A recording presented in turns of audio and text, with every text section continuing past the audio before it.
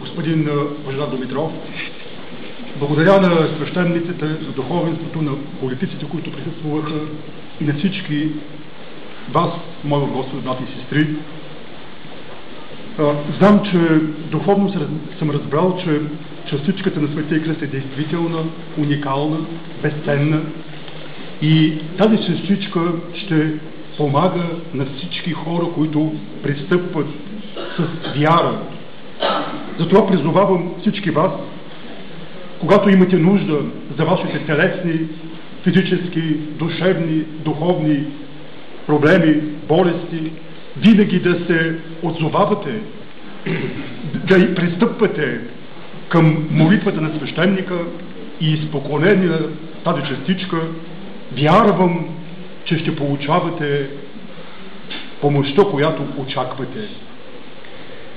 И готвя се за още едно събитие в село Българево, освещаването на Света Екатерина Новостраченски манастир, когато кажа Негово Високопреосвещенство.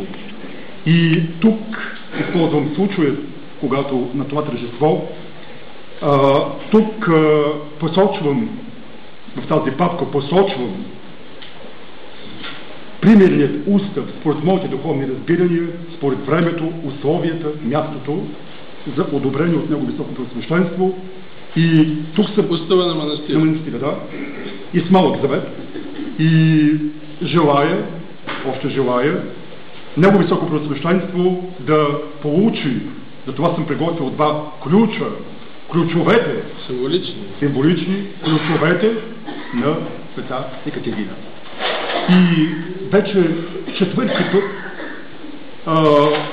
не подарявам икони, книги или цветя, което е протоколно да подарим.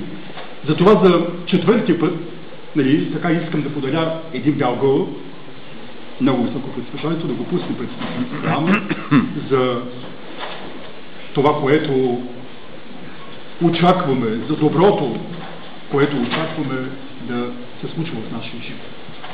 Още веднъж много ви благодаря за посещението, за всичко, което сте направили за енорията, лично за мое смирение, за духовниците и за всички. Благодаря, Отец Методий, и Тебе, Господи, да благослови, да ти помага в своето служение, както и на църковните настоятели, на православните християни, които ще подкрепят тук и организират такива прекрасни тържества. Още веднъж на всички честит празник за много и благодатни години.